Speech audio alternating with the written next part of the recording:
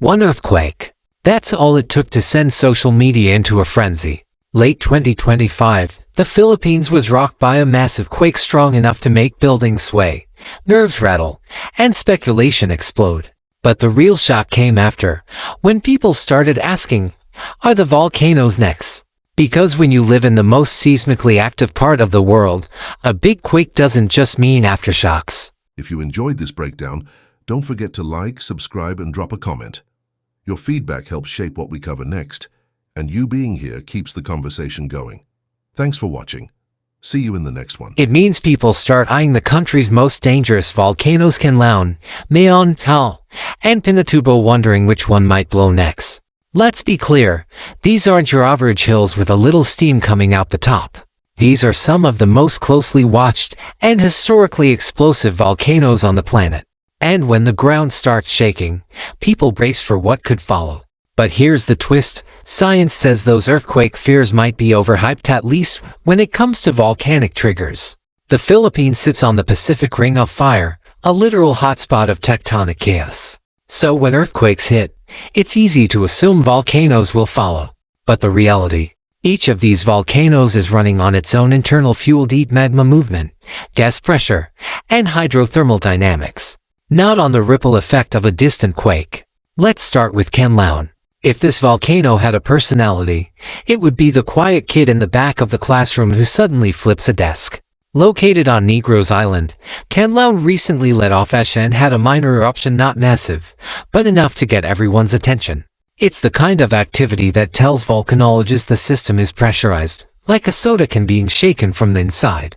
Gas is building, pressure is tightening, and while it's not at full eruption status, it's not exactly asleep either.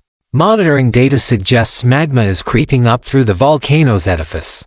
But right now, what's driving the unrest is sulfuric activity, gas venting through cracks rather than magma blowing through the roof. Still, this is the same volcano that's known for sudden, explosive behavior. The kind that doesn't always give you a long heads up. Add in heavy rains because of course it's rainy season and you've got the perfect recipe for lahars, fast-moving, cement-like mudflows that can bury entire communities. Local authorities aren't waiting around. Alert levels are elevated, and evacuation zones are in place. Just in case. Then there's Mayon, the supermodel of volcanoes, perfect cone, picture-worthy symmetry, and an absolute menace when provoked. Right now, it's got a lava dome slowly growing at the summit. Seismic tremors are being recorded, but officially, still at a low-level alert. That doesn't mean it's harmless. Mayon's history reads like a warning manual. Its 1814 eruption destroyed towns and killed over 1,000 people. That same magma system is still very much active. Shallow and moody, it can switch from calm to catastrophic fast. Even a minor steam burst could send rocks flying. And again, rainfall makes it worse. One good downpour and all that loose volcanic debris becomes a deadly mudslide. Tal is a whole different beast. A volcano inside a lake inside a caldera, yeah. It's as dramatic as it sounds. This setup makes Tal uniquely dangerous. In October 2025, it released a minor puff of steam. Nothing massive, but it was a reminder, the volcano's still alive. Its real threat comes from phreatic and phreatomagmatic eruptions when water meets magma and the whole thing flashes to steam in a violent burst. Hydrothermal systems feed this danger, and with recent rainfall, debris and sediment are shifting. That makes nearby communities vulnerable not just to eruptions, but to fast, wet debris flows. Even when Tal looks calm, it's hiding a volatile system underneath. Pinatubo, on the other hand, is still haunted by 1991. That eruption was one of the largest in modern history. Ash clouded the sky, global temperatures dipped, and entire regions were devastated. Since then, Pinatubo's been relatively quiet. No signs of magma pushing its way upward. No major seismic swarms. But don't get too comfortable. The crater lake sitting at the top is filled with acid. Its hydrothermal system is still faintly active. And again, rainfall is the wild card. Old deposits from the 1991 eruption are still piled up. A strong storm or typhoon could remobilize those into lahars with no eruption necessary. It's a sleeping giant, but the landscape it left behind is still unstable. So where does the earthquake come in? After the recent quake, people understandably started linking it to all this volcano activity. But volcanologists have been pretty direct. The correlation is weak. These volcanoes aren't puppets to tectonic tremors. Their activity is driven by their own internal magmatic and gas systems. Yes, in rare cases, large earthquakes can nudge an already primed volcano toward eruption. But in the Philippines case, that's not what's happening. Canlaon, Mayon Tal, and Pinatubo are all being driven by their own deep processes, not by that recent quake. Which is why monitoring efforts are focused inward. Scientists are tracking ground deformation, gas emissions, thermal anomalies, and seismic swarms beneath the volcanoes themselves, not just reacting to external earthquakes. That's how they know what's actually going on. Take Canlaon's recent ash emissions. That wasn't because of a distant tremor. That was gas pressure building from within, escaping through cracks. Or Mayon's lava dome, its growth isn't quake-triggered. It's being pushed up by magma from below, and the same shallow system that's caused previous disasters. And Tal's puff of steam. Classic hydrothermal behavior again, internal, not earthquake-driven. It's the same story with Pinatubo. The threat isn't from new magma rising, it's from unstable debris and layers caused by heavy rainfall. And if that sounds less dramatic than a full-blown eruption, it's not. Layers can move like rivers of wet cement, fast and unforgiving. They don't need magma, they just need water and gravity. This is why Philippine authorities prioritize volcano-specific monitoring. Each volcano has a different risk profile, a different personality. Canlaon's prone to gas-driven blasts. Mayon can produce lava flows, dome collapses, and pyroclastic surges. Tal hides its danger beneath water. Pinatubo may be quiet, but its legacy debris remains deadly. The strategy isn't one-size-fits-all. It's tailored, precise, and constantly updated with data from seismographs, satellite imagery, gas sensors, and field reports. And then there's the human side. The communities living near these volcanoes aren't just watching the sky, they're living with uncertainty. That's why risk zones are clearly mapped, why alert levels matter, and why scientists and civil defense teams work together to issue warnings, enforce evacuation plans, and educate the public long before an eruption ever begins. Because in a country where typhoons, earthquakes, and volcanoes all take turns dominating the headlines, staying prepared isn't a choice, it's survival. And right now, even though these volcanoes aren't erupting in dramatic Hollywood fashion, the signs of unrest are real. They just come from within. So no, the recent earthquake didn't wake up the volcanoes. They were never fully asleep. Their systems are dynamic, evolving, and capable of shifting with little warning. The real threat doesn't come from a tremor, it comes from gas building in sealed chambers, from magma inching toward the surface, from rain turning ash into avalanches. That's what the scientists are watching. That's where the risk lies. The good news. The Philippines has one of the most sophisticated volcano monitoring programs in the world. With over 20 active volcanoes, they have to. Instruments are in place. Data is flowing. Decisions are being made based on real-time science, not fear. But science only works if people listen. So if you're watching this from the Philippines or just fascinated by how nature keeps us humble, stay alert, stay informed, and always pay attention to those alert levels. They're not posted for drama. They're posted for survival. And hey, if you found this breakdown helpful, hit that like button, drop a comment, and subscribe for more updates on natural disasters, celebrity meltdowns, and everything in between. Because whether it's a volcano or a viral scandal, we're always here when things get messy. Alright, let's keep going. Because if there's one thing this situation proves, it's that nature doesn't do subtle. Especially not in the Philippines, where the ground itself is like a simmering pressure cooker, just waiting for the right ingredients to boil over. So let's really talk about what's making people nervous. It's not just the occasional ash plume or dome growth. It's the timing. That earthquake in 2025 didn't just shake the ground, it shook the collective memory. Everyone remembers past eruptions, the ones that came fast, hit hard, and changed everything. And now, with 4 volcanoes showing signs of life, the anxiety is real. Because these aren't scattered, isolated events. It's not one volcano puffing while the others nap. We've got 4 volcanoes, Canlaon, Mayon, Tal, and Pinatubo, each doing something, each sending signals, and each demanding attention. And people are asking, is this normal, or is something bigger brewing? Let's get one thing straight. volcanoes don't run on panic. They run on physics, chemistry, and geology. But the pattern here, it feels like a red flag.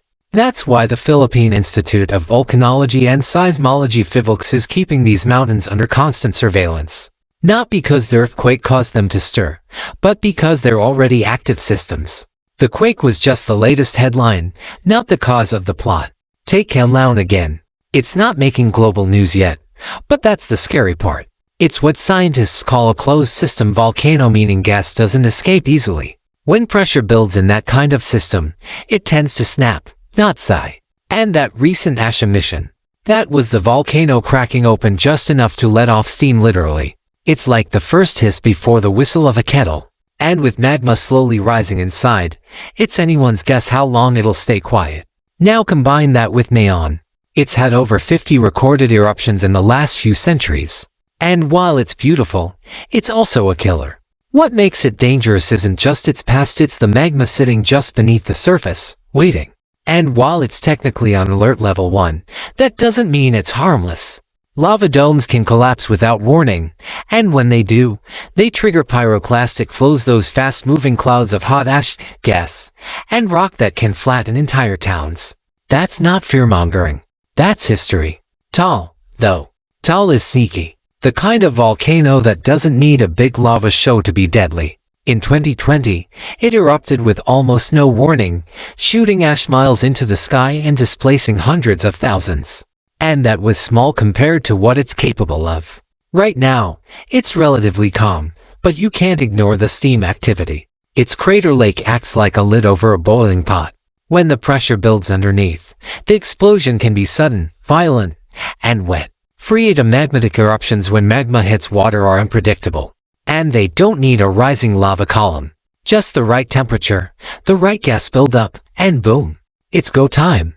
And finally, Pinatubo, the sleeping legend. People see it as dormant, but that doesn't mean it's safe. Dormancy isn't a guarantee, it's just a lull. And even without magma surging upward, the terrain around Pinatubo is a hazard waiting to happen. After its 1991 eruption, it left behind thick layers of volcanic debris, lava material just waiting for rain to mobilize it. Which means that even on a quiet day, one typhoon could turn that entire region into a mud-choked disaster zone. So no, these volcanoes aren't all about to erupt. But they're active. And activity, especially simultaneous activity, is never something to brush off. It's not about predicting if they'll erupt next week. It's about understanding what's happening now, below the surface, so that when things do escalate, we're not caught off guard. This is where science steps in, and thankfully, it's not just guesswork. Monitoring volcanoes isn't about waiting for smoke to show. It's about watching for patterns. Volcanologists look at gas emissions, specifically sulfur dioxide and carbon dioxide. These gases give clues about magma movement underground. When levels spike, it means magma's getting closer to the surface. They also watch for ground deformation, basically, whether the land is bulging or sinking. When magma pushes upward, it inflates the volcano like a balloon. Subtle changes in elevation, even just a few centimeters, can indicate serious movement. And of course, they track earthquakes, but not the big tectonic ones. What matters are the small, shallow quakes right beneath the volcano itself. Swarms of these localized quakes can be a precursor to eruption. Not always, but often enough to be taken seriously. So when you hear that a volcano is under observation, this is what's going on. Scientists are piecing together signals in real-time: gas readings, seismic data, satellite images, like detectives building a case. And right now, the case being built around Canlaon, Mayon, and Taal is one of cautious concern. Now, let's talk about the rain. Because it's not just magma we're dealing with. The Philippines is in a constant dance between volcanic activity and extreme weather. When rain falls on a volcano, especially one that's recently erupted or even just puffed, it can pick up loose ash and debris and carry it downhill, fast. Lahars are the silent killers of the volcanic world. They can move at speeds of 60 kilometers per hour, are hot, thick, and relentless. And they don't care if the volcano erupted yesterday or 10 years ago.